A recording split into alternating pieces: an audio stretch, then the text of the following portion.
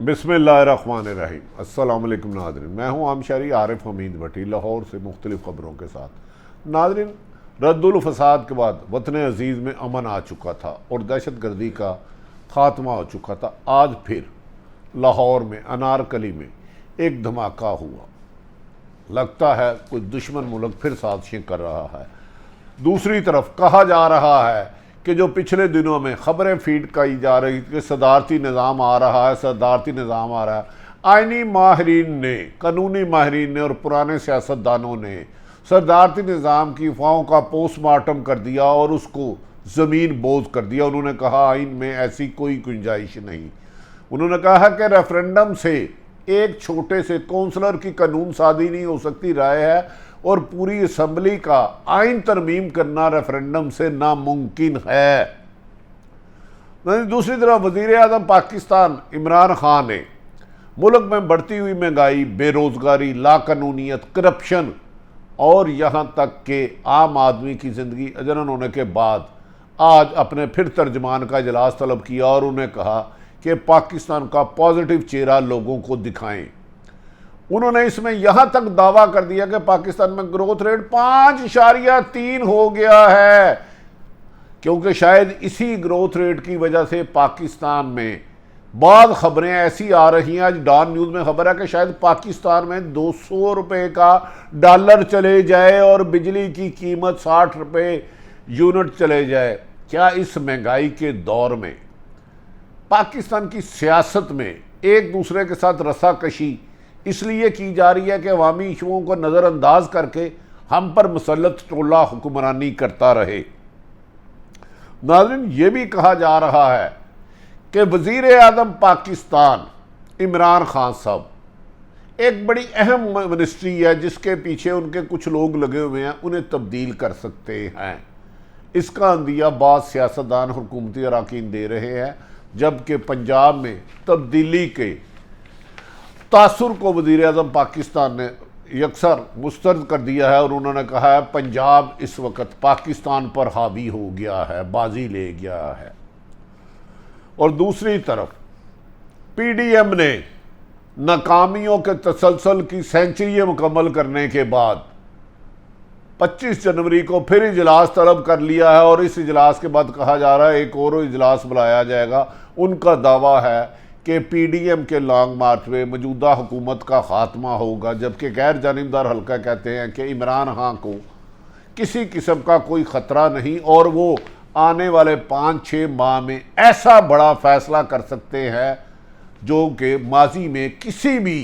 Dictator या जमहूरी हुकूमत में नहीं हुआ। वो फैसला क्या होगा हम उसकी तफसीलात में जाने से गुरेज करेंगे। नाज़रीन,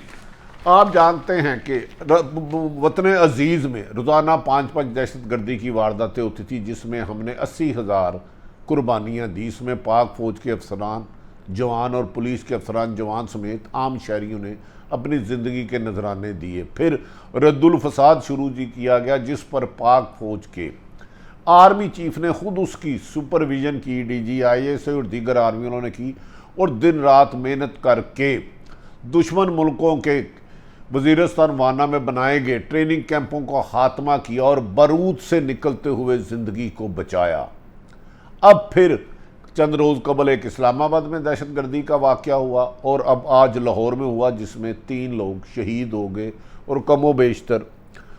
2 दर्जन से ज़्यादा लोग ज़ख्मी हुए। कहा जा रहा है इसमें गैर मुल्की हाथ भी हो सकता है। तरीके तालिबान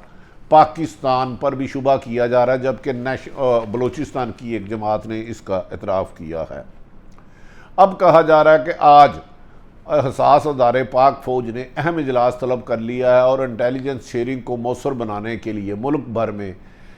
इसके लिए इक़दाम किए जा रहे हैं। वज़ीर दाखिला शेख रशीद ने हमसे बात करते हुए कहा कि उन्हें थ्रेड लेटर मिल रहे थे। 28 दिसंबर को एक थ्रेड लेटर आया था। लाहौर, इस्लामाबाद, कराची और कोयटा में खुदकश हमला आवर या दहशत गर्द शामिल हो चुके हैं और इनकी उम्र 22 से 28 साल बताई जाती है और कोई बड़ा नुकसान कर सकते हैं। हम इमारतों या हम सियासी शख्सियात को, जिस पर वफाकी वज़ीर दाखिला शेख रशीद के मुताबिक लाहौर में होने वाले ब्लास्ट के कुछ ऐसे क्लू मिले हैं जिनसे असल दहशत गर्द जल्द पकड़ लिए जाएंगे और आइंदा दहशत गर्दी की वारदातों को रोकने में मावन साबित होगा और इनके ज़रिए जो दहशतवाद पर मुबैना तौर पर कुछ के बारे में इंफॉर्मेशन आई है उनके ज़रिए उनका नेटवर्क ब्रेक किया जाएगा। हम तवक्को करते हैं कि पाकिस्तान में जिस तरह पाक फ़ौज ने कुर्बानियाँ दे के दहशत गर्दी का ख़ात्मा किया है, आइंदा भी इस दहशत गर्दी को ऊपर नहीं आने दिया जाएगा। जबकि पाक फ़ौज ने सरहदी इलाकों पर गश्त सख्ती से कर दिया और गैर मुल्की खुसूसन अफ़गानिस्तान और बलूचिस्तान में सरहदों पार से आने वाले दहशत गर्दों पर कड़ी निगाह रखी जा रही है और इस सिलसिले में जल्द एक बड़ा सर्च ऑपरेशन करने का फैसला किया गया है। दूसरी तरफ वज़ीर सदारती निज़ाम की इतलात बहुत तेज़ी से आ रही थी। पहले अवाम को जब मिनी बजट मंजूर कराना था जो IMF की शराइत पर सख्त बजट था जिसे मंजूर होना नामुमकिन लगता था, जिसके बाद महंगाई की एक नई लहर आ गई है, उससे बचाने के लिए पहले शहबाज शरीफ की गिरफ्तारी को करवाने के लिए खबरें फैलाई गई, फिर उसके बाद नवाज शरीफ को लाने के लिए खबरों के तूफान छोड़े गए, फिर सदारती निज़ाम लाने की बातें की गई। नाज़रीन, सदारती निज़ाम लाने के लिए अमली तौर पर तो किसी एक बड़ी सियासी जमात ने इसकी हक में ये दावा नहीं किया कि वो सदारती निज़ाम लाना चाहते हैं, जबकि हमने peoples party, PTI, Pakistan Tehreek Insaf, मुस्लिम लीग नून और दीगर जमातों का आइन पढ़ा तो किसी ने भी अपने आइन में सदारती निज़ाम की लाने की बात तक नहीं की। क्या मुल्क में जो बढ़ती मुल्क दिवालिया होने जा रहा है, क्या IMF की सख्त शराइत के बाद अगर महंगाई जो आपके मसाइल डिस्कस होने थे उनसे नज़रअंदाज करने के लिए ऐसे बातें TV पे कराई जा रही हैं कि लोगों का बढ़ती हुई महंगाई की तरफ तवज्जो ना जाए, जबकि इस सिलसिले में आइनी माहिर एतजाज़ अहसन ने तफसीलात में कहा कि ये अहमकों की जन्नत में रहते हैं जो कह रहे हैं कि सदारती निज़ाम पाकिस्तान में आ जाता है। उन्होंने कहा कि मुल्क का आइन कानून जो जुल्फ़िकार अली भट्टो ने 1973 में बताया था वो जमहूरी है, और उन्होंने इस बात को एमरजेंसी के नफाज को भी रद्द करते हुए कहा कि जो रेफरेंडम की बात कही जा रही है वो आइन और कानून से ना आशना लोग हैं। उनका कहना है कि किसी भी रेफरेंडम से एक राय तो ली जा सकती है, लेकिन एक काउंसलर के भी अख्तियारात में कमी या ज़्यादा नहीं किए जा सकते, इसकी कोई हैसियत ही नहीं है। उन्होंने कहा के सदारती निज़ाम में पाकिस्तान में माजी में कई मिसालें मिलती हैं जिन्होंने आइन को बुलडोज करके आइन का कत्ल करके यह्या जनरल अयूब, ज़ियाउल हक और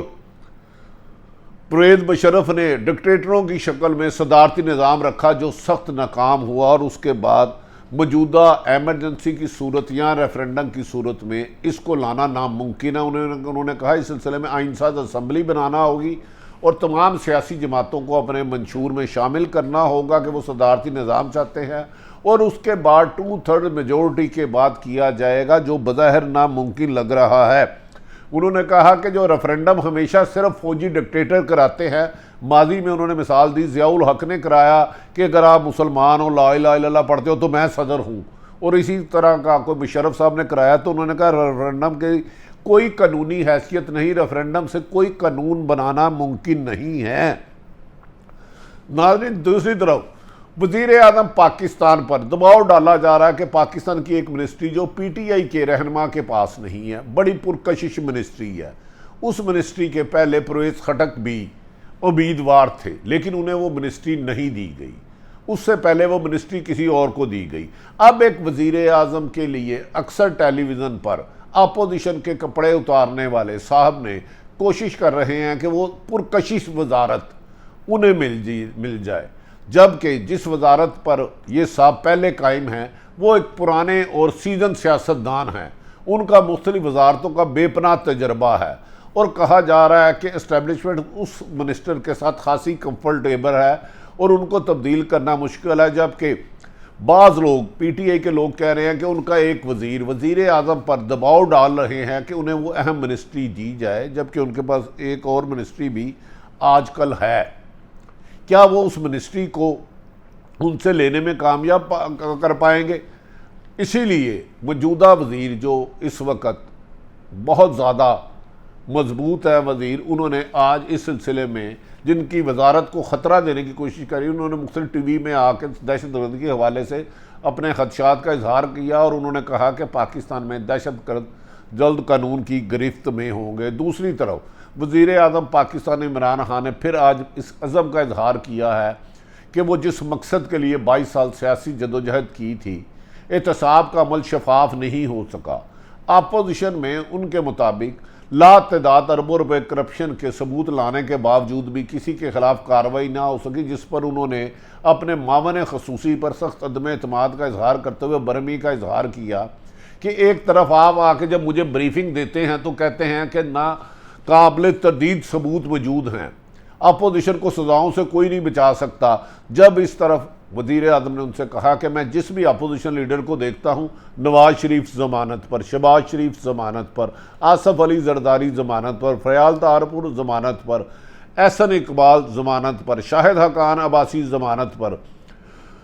खुर्शीद शाह ज़मानत पर, ख्वाजा साद रफ़ीक ज़मानत पर और इसी तरह फयाल तारपुर ज़मानत पर और जितने भी दर्जनों लोग गिरफ्तार कर चुके, आपकी कमज़ोर प्रोसिक्यूशन और कमज़ोर की वजह से तमाम अपोजिशन जमात के लोग जमानतों पर आ गए और मेरा बयानिया अवाम में पिट रहा है कि मैं एहतसाब में कामयाब नहीं हो सका।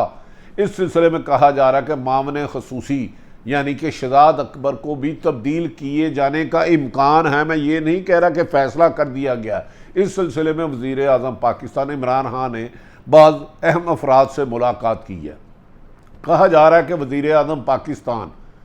एक तरफ तो अपोजिशन PDM पूरा जोर लगा रही है कि मार्च से पहले इस हुकूमत से छुटकारा हासिल कर लिया जाए, इसीलिए पीपल्स पार्टी ने 27 फरवरी को लॉन्ग मार्च इस्लामाबाद की डेट दी, जबकि PDM ने 23 मार्च को। अब कहा जा रहा है कि कोशिश की जा रही है PDM और पीपल्स पार्टी मिल के लॉन्ग मार्च करे,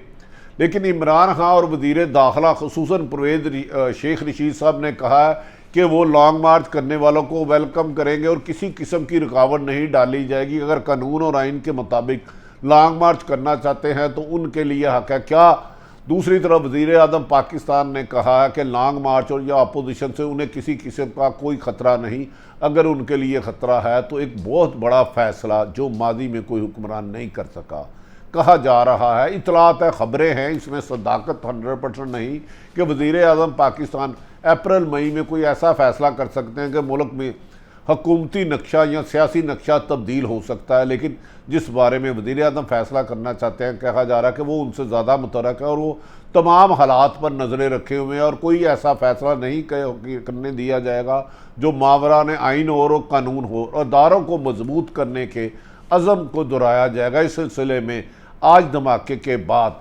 पाक फ़ौज की इंटेलिजेंस अदारों की अहम मीटिंग हुई और जिसमें कहा गया कि लाहौर में धमाके के मुलज़म समेत इस्लामाबाद और दीगर दहशतगर्दी के वारदातों पर बहुत जल्द काबू पा लिया जाएगा और दहशतगर्दी करने वालों को इबरत का निशान बना दिया जाएगा। नाज़रीन, सारी सूरत हाल आप तक रखी। बज़ाहिर बादियुल नज़र में वज़ीर आज़म इमरान खान साहब की हुकूमत को कोई ख़तरा नहीं, लेकिन ताहम अपोजिशन के बुलंद व बाले दावों से हुकूमत तो नहीं गिरती। क्या लॉन्ग मार्च भी मुमकिन है या नहीं मुमकिन? दूसरी तरफ PDM ने क्या अहम फ़ैसला किया है जो आपको आगाह करना है। जो मौलाना फजलुर रहमान पहले दिन से इस्तीफ़े देने की करते थे, जैसे ही KPK में उनको हुकूमत में कुछ हिस्सा मिला, मेरों में, नाज़मीन में, तो अब PDM ने इस्तीफ़े देने के मुतालबे से या इरादा तर्क कर दिया है कि उन्होंने कहा अब हम इस्तीफ़े नहीं देंगे, सिर्फ लॉन्ग मार्च करेंगे। लॉन्ग मार्च तीनों मिल के करते हैं, लेकिन क्या इस लॉन्ग मार्च से इमरान खान की हुकूमत मजबूत होगी या कमज़ोर, इसके लॉन्ग मार्च में जाने वाली तादाद पर इंसार करता है। नाज़रीन, सारी सूरत हाल आपके सामने रखी, अपने इर्द गिर्द वालों का ख्याल रखें। पाकिस्तान जिंदाबाद।